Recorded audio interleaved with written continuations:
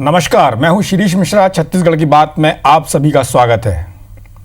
Lockdown के दौरान हर किसी को घर पर रहने को कहा जा रहा है। माता पिता चाहते हैं कि ऐसे कठिन वक्त में उनके बच्चे उनके साथ घर पर सुरक्षित रहें, लेकिन परीक्षा की तैयारी के लिए छत्तीसगढ़ के सैकड़ों छात्र फिलहाल दूसरे राज्यों में हैं। सबसे ज़्यादा छात्र राजस्थान के कोटा में मौजूद हैं। दूसरे राज्यों की सरकार की तरफ से अपने छात्रों को वापस बुलाने की व्यवस्था किए जाने के बाद अब छत्तीसगढ़ के छात्र भी यहाँ की सरकार से उम्मीद लगाए बैठे हैं कि उनकी जल्द से जल्द वापसी का प्रयास किया जाए, जिसके लिए भूपेश सरकार ने भी तैयारी शुरू कर दी है। चर्चा करेंगे, लेकिन देखते हैं उसके पहले ये एक रिपोर्ट।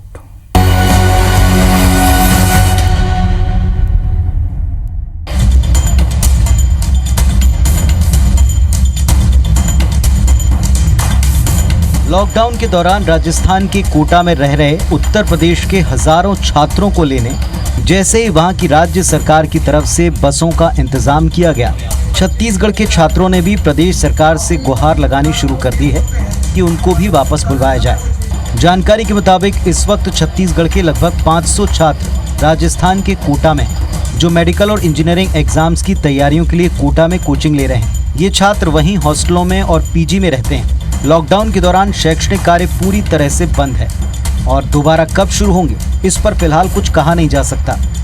रायपुर के आर्यन शर्मा, जो इस वक्त कोटा में रहकर पढ़ाई कर रहे हैं, उन्होंने IBC 24 से अपना वीडियो शेयर किया, जिसमें उन्होंने बताया कि वो अभी सेफ जोन में है, लेकिन धीरे धीरे यहाँ से बाकी राज्यों के बच्चे अपने घर जा रहे हैं और ऐसे में वो अकेले रह जाएंगे। चूँकि पढ़ाई हो नहीं रही और छात्र अपने घर से दूर हैं, इसीलिए वो चाहते हैं कि सरकार कोई रास्ता निकाले ताकि वो भी अपने घर यानी छत्तीसगढ़ वापसी कर सकें। हम लोग रिक्वेस्ट कर रहे हैं CM भूपेश बघेल जी से कि प्लीज कुछ ना कुछ करके हम सब बच्चों को यहाँ से जल्दी निकालें। हम लोग ने एक छोटा सा WhatsApp ग्रुप बनाया है जिसमें अभी सिर्फ 24 मेंबर्स ही आ पाए हैं। हम लोग ने जितना एफर्ट लगाया उसमें हम लोग सिर्फ इतना ही कर पाए। उस ग्रुप का हमने नाम दिया है #return2CG-help। तो अगर प्लीज आपको अगर कुछ भी चीज हमारे लिए आप कर सके तो प्लीज जल्दी से जल्दी कीजिए। छत्तीसगढ़ सरकार भी कोटा में फंसे अपने छात्रों को लेकर काफी गंभीर है। वहां फंसे सैकड़ों छात्रों के लिए भूपेश सरकार राजस्थान सरकार से लगातार संपर्क में है। मामले में मुख्यमंत्री भूपेश बघेल खुद नजर रखे हुए हैं। राज्य सरकार लगातार कोटा जिला प्रशासन से जानकारी ले रही। मुख्यमंत्री भूपेश बघेल इन बच्चों की वापसी जल्द और सुरक्षित तरीके से सुनिश्चित कराने की कवायद में है। राज्य सरकार ने मामला केंद्रीय गृह मंत्रालय के पास भेज दिया है और अनुमोदन का इंतजार है। हमारे साथ साथ हमारे प्रदेश के हमारे मुख्यमंत्री रोज बात कर रहे हैं सबसे। सारे हमारे जो पालकगण हैं उन लोगों ने भी निवेदन किया कि उनकी व्यवस्था बनाया जा रहा है। जैसे इन छात्रों के फंसे होने की जानकारी छत्तीसगढ़ सरकार तक पहुंची तो भूपेश सरकार ने तत्काल राज्य स्तरीय कंट्रोल रूम को निर्देश जारी कर एक्शन लेने कहा, जिसके बाद उन सभी पालकों से निवेदन किया गया कि जिनके बच्चे कोटा से आना चाहते हैं वो अपने जिले के कलेक्टर या जिले के कंट्रोल रूम में जानकारी दें ताकि बच्चों की उचित व्यवस्था की जा सके। स्टार जैन, IBC 24, रायपुर।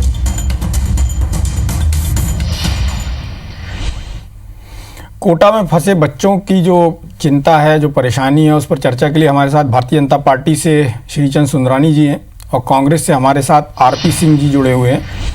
दोनों नेताओं से बात करेंगे। सबसे पहले तो ये समस्या है कि बच्चे जो फंसे हुए हैं उसको लेके पालकों में बड़ी चिंता है। चिंता इस बात की भी है कि बच्चे ऐसी जगह पे हैं वहाँ पर भी कोरोना का प्रकोप है।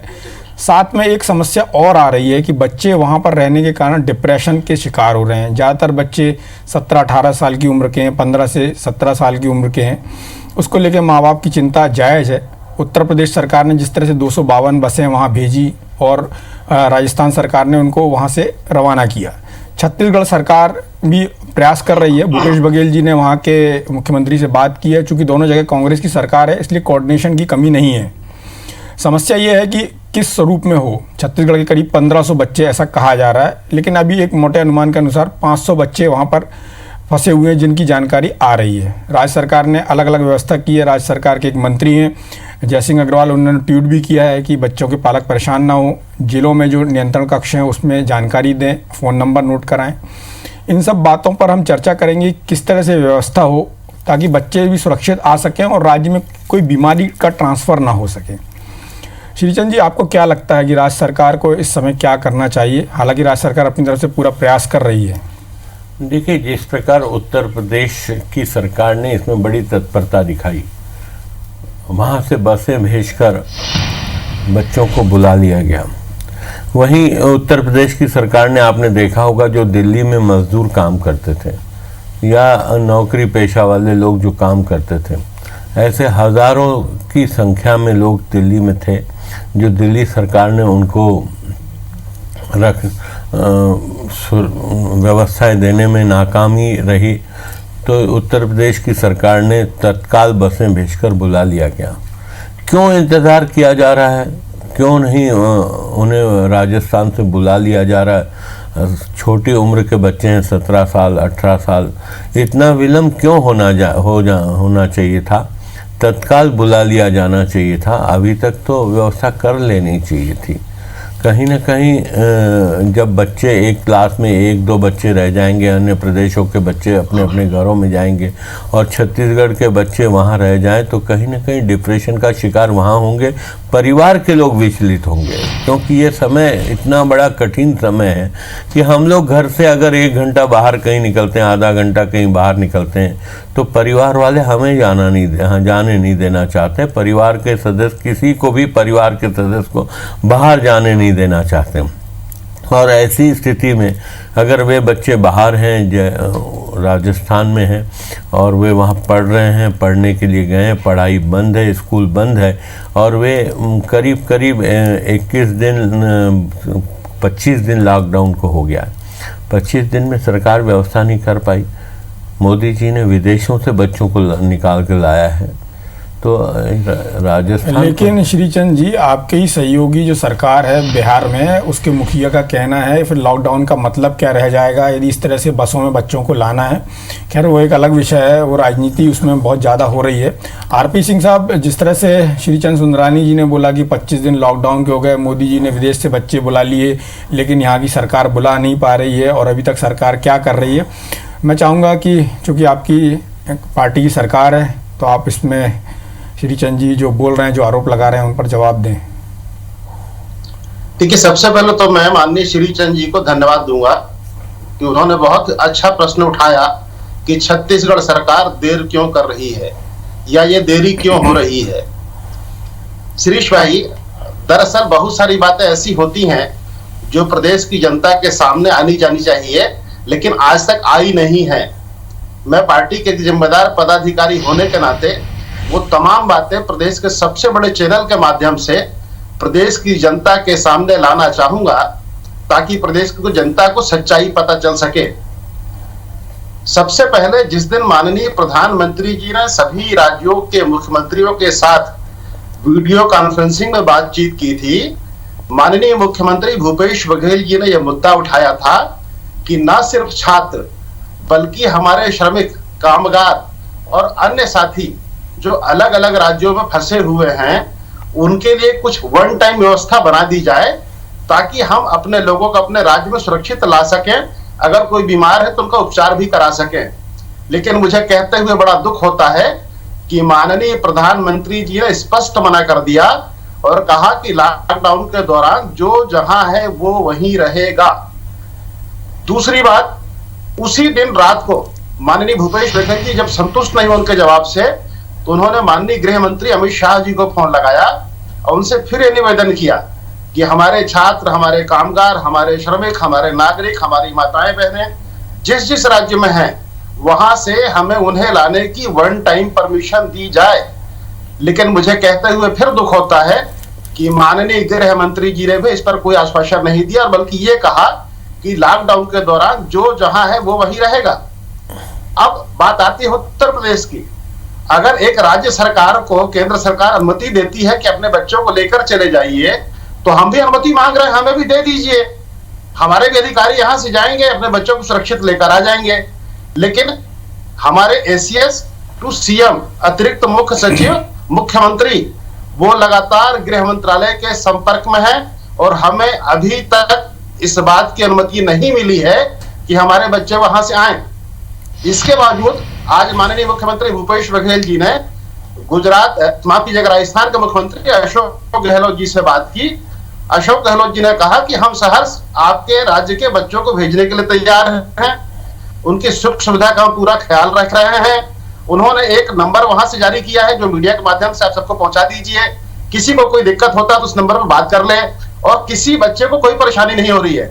इसके अलावा माननीय मुख्यमंत्री जी ने सभी जिले के कलेक्टरों को निर्देशित किया है कि कल से ही हर एक जिले में एक नोटिफाइड अधिकारी, एक नोडल अधिकारी बैठेगा जिसका नंबर सार्वजनिक कर दिया जाएगा, ताकि किसी भी अभिभावक को लगता है कि अपने बच्चे के बारे में कोई बातचीत करनी है, कोई जानकारी लेना है, कोई मदद देना है, तो वो वहां पर जाकर उस अधिकारी से संपर्क साध सकता है। और हमारी सरकार बिल्कुल छात्रों के साथ खड़ी है, अभिभावकों के साथ खड़ी है। लेकिन मैं आपके माध्यम से श्रीचंद जी से आग्रह करूंगा कि एक बार अपने केंद्रीय नेतृत्व से बात कीजिए और जिस प्रकार गुजरात के सैलानी हरिद्वार में फंसते उनको परमिशन मिल जाती है, जिस प्रकार यूपी के बच्चे राजस्थान में फंसते उनको परमिशन मिल जाती है, तो हम छोटे से राज्य हैं, हम गरीब लोग हैं, आप हमको भी अनुमति दिलाइए, हम भी यहाँ से जाके अपने बच्चों के यहाँ लाना चाहते हैं। श्रीचंद जी, आपको जवाब तो देना ही होगा क्योंकि केंद्र में आपकी पार्टी की सरकार है और जैसा कि आरपी सिंह जी ने बोला कि जब उत्तर प्रदेश के बच्चों के लिए परमिशन हो सकती है तो छत्तीसगढ़ के बच्चों के लिए परमिशन क्यों नहीं मिल रही है? जी, मैं आरपी सिंह जी का बिल्कुल जवाब देना चाहूँगा।